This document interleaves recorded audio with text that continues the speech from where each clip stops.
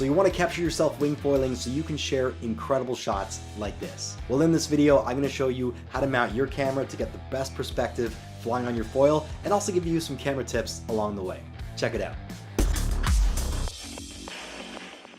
Hey guys, what's going on? Thanks for tuning into my channel. Blaise here. In case you haven't seen any of my other videos, I have a whole bunch of wing foil tutorial videos. So the first thing I want to talk about is cameras. And a lot of people use action cameras like GoPros, which are great because they do have a wide angle lens. But the challenging thing about wing foiling is you have to mount the camera relatively close to you, so it's hard to cover all the action. You want to capture your foil under the water, yourself riding the board, your wing in your hand. So the best camera to do this is actually a 360 camera. One option for a 360 camera is the GoPro Max. It is a 360 camera, has a lens on either side, as all 360 cameras do, and that allows you to capture all the action around you on the front of the camera and the back of the camera, and then when you're editing, you can choose what you want to actually see in your shot. The one thing you are going to need with your 360 camera is a pole to mount it to. I actually picked up an $8 painting pole from Home Depot.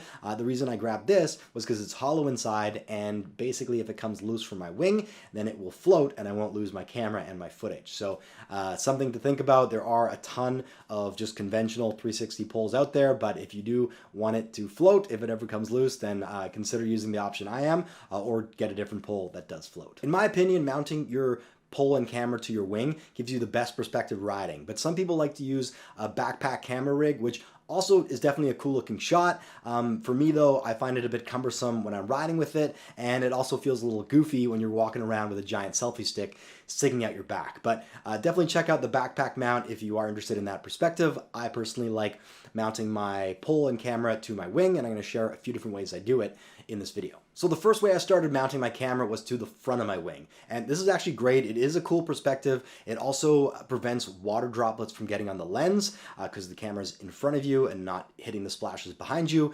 And the other great thing about it is it's in a nice convenient spot for you to access your camera. So you can make sure the camera's rolling, you can press start and stop, or you can just change the settings if you ever wanted to on the fly. The problem with this perspective is it is a little bit higher up, so you don't actually get any perspective of your foil under the water. Nevertheless, I would sometimes throw it here because it is a nice clear perspective and prevents those nasty water drops from getting on your lens.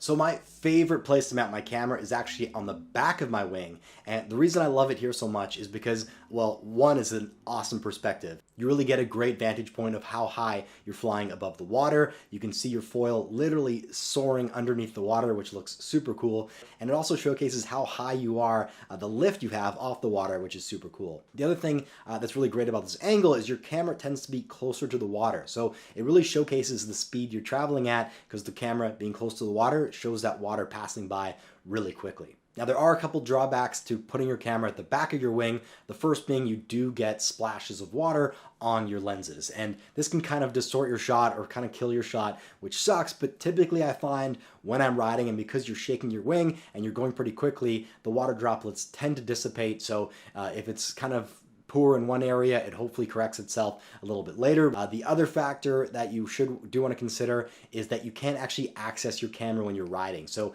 basically what you're doing is turning your camera on, setting it and forgetting it, and doing your laps back and forth, and then checking out your footage later.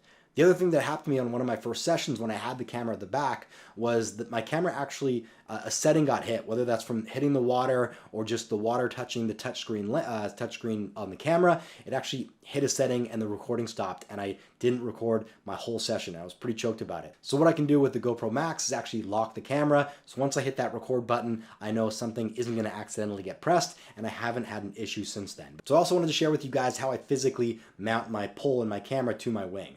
Basically, I'm just using some cheap paracord. It's the same stuff that I use to mount my leash to my board, similar length to a shoelace, maybe a little bit longer. And what I'm doing is just anchoring the bottom of my pole to the second last handle on my wing, and then I'm just wrapping that paracord as far down the pole as I can, just to make sure it's anchored down nicely and doesn't allow too much flapping when I'm flying my wing. This is a nice, easy way to do it. It's pretty quick to mount, pretty easy to get off, and it's really secure where it's not going to go anywhere as long as you tie it nice and tight when you're attaching it to your wing. One drawback that you got to be aware of is that it does make your back handle a bit thicker. Depending on how you place it, it might be a little more challenging for you to grip that back strut. I don't find this is typically an issue, but when I wear gloves, if I'm riding in cold weather, then I do find it a little bit more slippery to pull that back handle. Still worth it for me to use, but something to keep in mind that a thinner pull would probably actually do you a little bit better, but I wanted a pull that was hollow, that floated, so I'm willing to make this trade-off, and I'm pretty happy with the setup regardless. So it's one thing to get a camera mounted properly and hit that record button, and it's a whole nother thing getting your footage and actually turning it into something that you want to watch later or showcasing it online. So in this part of the video, I wanted to actually take you behind the scenes on the computer and show you my workflow of how I take my footage from my GoPro Max and edit it on my computer and choose the clips that I want to use. Okay, so when you open up your GoPro Max, basically what you're going to see is a bunch of these 360 files. The file type is a 360 file. It's just the GoPro codec 360 information file. And what you need to do is actually convert this into a readable H.264 or MOV file so that it's easier to process and use on your computer. So the program you're going to need to download is the GoPro Player, and you can do a lot of different things in here, including watch your footage that you've recorded on your Max or other GoPro cameras.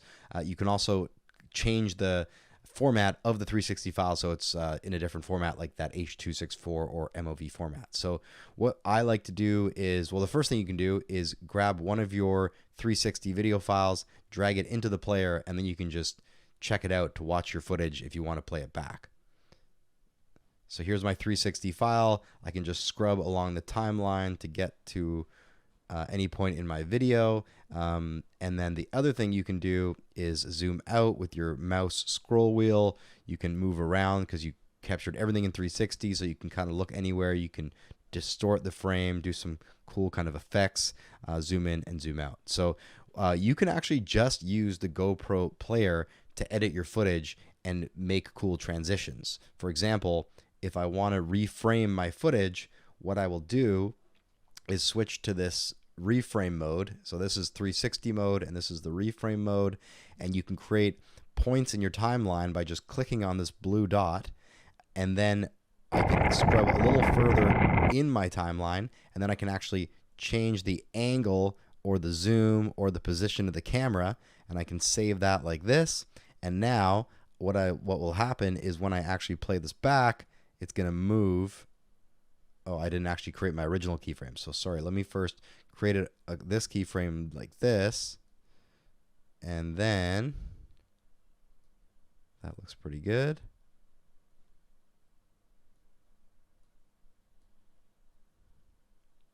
Let me change this again. Change to there. Okay. And then as I scrub along, it's going to zoom into my on my GoPro and go to that second keyframe that I selected.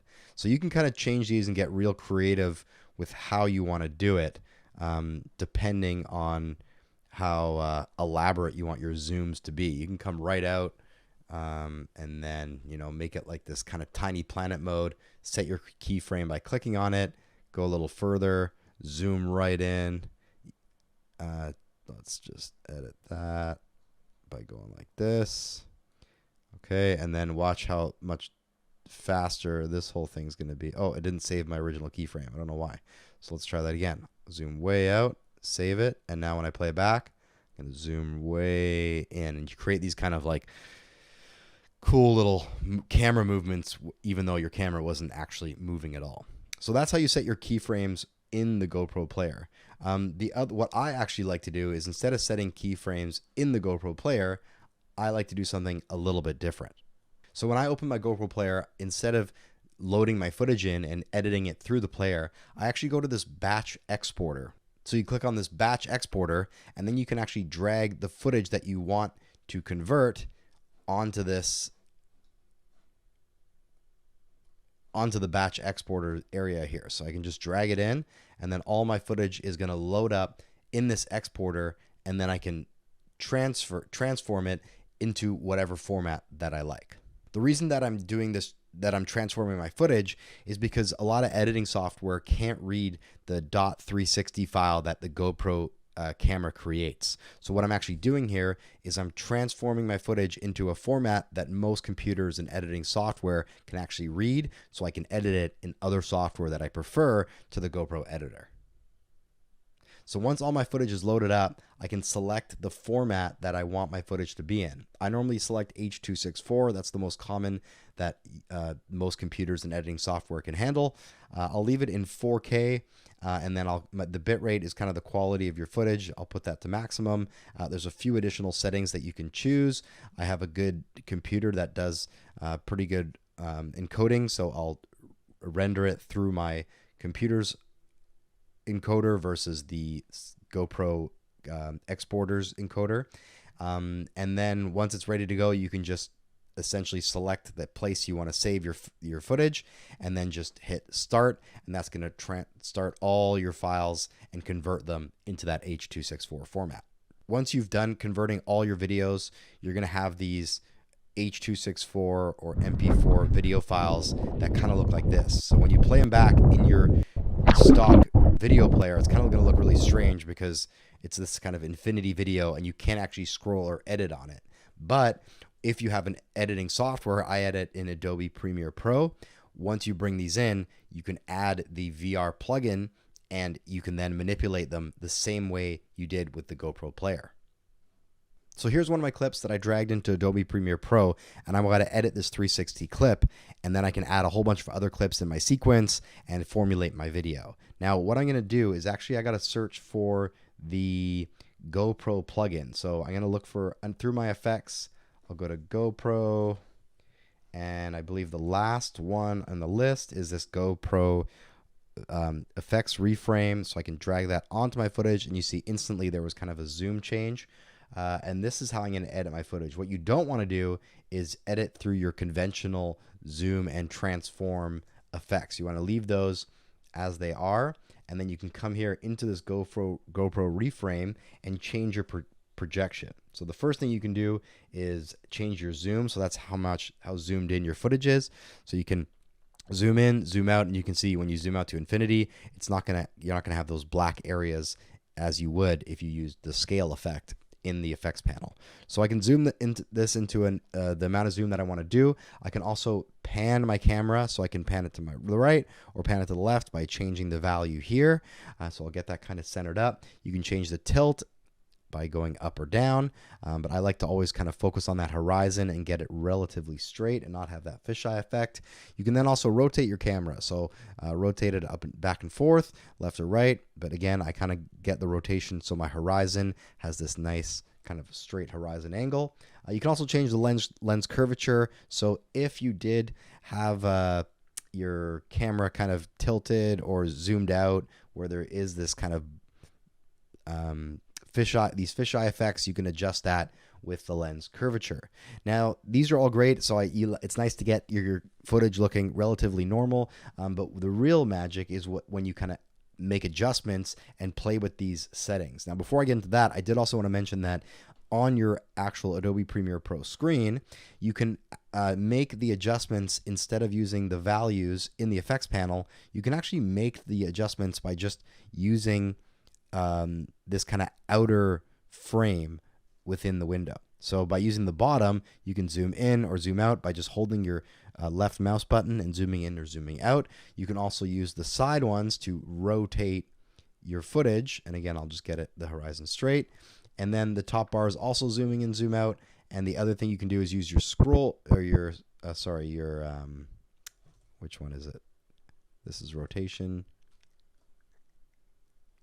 Oh, you can hold these markers on your actual frame, or I think you can just click actually anywhere in the frame to change the tilt or the pan of your footage. So once you know what the different effects is, the real magic is when you can actually move things around and make your video much more dynamic versus just having it kind of statically following the same camera angle. So the magic with the 360 camera is you can choose any angle you want, and you can transition between those angles to look like almost there was multiple camera angles within your shot. So how you do that is you're actually going to create keyframes for all the different values within that GoPro effects reframe effect. So what I'll do is just select the little watch icon for all the elements in that GoPro reframe panel. And now I've set my original keyframe, which is kind of smack dab in the middle of my footage. Then as your footage timeline goes by, so we'll just play this footage, you can actually change these values so you can make things a little bit different. And what I want to do is I want to zoom in on my foil. So I'll pan it a little bit this way, zoom in, get the tilt down so you can actually see the foil. And now what's going to happen is as the footage goes by in the timeline, I'm going to change that angle. Then when I get to about here, I'm going to go back to that original mode. And what I'll do is I'll just actually copy all these by hitting Control C once they're highlighted, and then Control V when my timeline's in the spot I want to do. And now I've got a video that's going to focus down on my foil, dump up, and then be back to my original frame. Now I actually wanted to hold it for a little bit longer on the foil. So I'll copy the frames that were down on the foil, and I'll just paste them in. So now it's going to hold from here to here before it transfers back. So if you play that back, then you can see that we're going to zoom down on the foil, hold for a few seconds, and then come back up to the original frame. Now I can get creative with more elements. I'm going to Control C, copy these frames, Control V to copy them in, so it'll just stay static for a minute, and then I'll go a little bit further in my timeline, and now I want to zoom way out and kind of get this really distant shot effect in my footage. So when I play that back, it's going to hold steady on the frame and then zoom way out, and then we'll hold that for a few seconds, and then I'm going to do something really funky, and I'm going to spin the camera through a really aggressive pan. So I'll do a keyframe for pan, then we'll go here, and I'll just literally swing it like a bunch of times all the way around, and then I want to make sure it gets back to its original position. So I'll copy that panning keyframe and paste that in here. Let's see what that looks like. It's probably going to look super weird, but worth a try just to show you what you can do. So I'm actually not even seeing an effect happen. I think maybe I panned it too far. Let me try this again. So I'm actually going to delete these keyframes, give me a little more space, and then I will pan it once around. Can that work? There we go. So that's just once around. And then we'll pan it even more, twice around. There we go. I don't know why you'd want to do that, but again, just showing you kind of the fun things that you can do. And then after that happens, it's going to zoom back into me and get it kind of centered on this. I'm actually going to also zero it, so kind of get it back to the normal place, and that might cause another pan. So I just want to play that back for you guys, show you what that looks like, so you can get a sense of kind of how dynamic you can get with this GoPro player.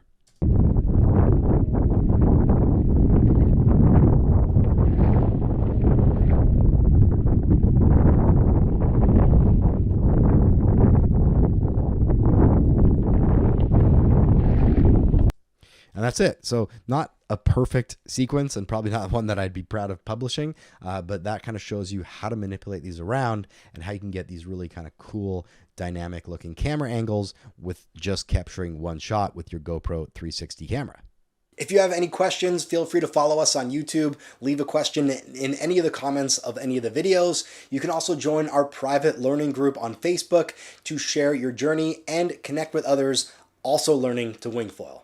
If you guys need gear, make sure to check out westcoastwingfoil.com. Here we only list the top boards, wings, foils, and accessories. So there is just one product in each category for you to choose from that we've deemed as the best in terms of quality, price, and performance. Thanks so much for watching, guys, and make sure to stay tuned for the next wingfoil video.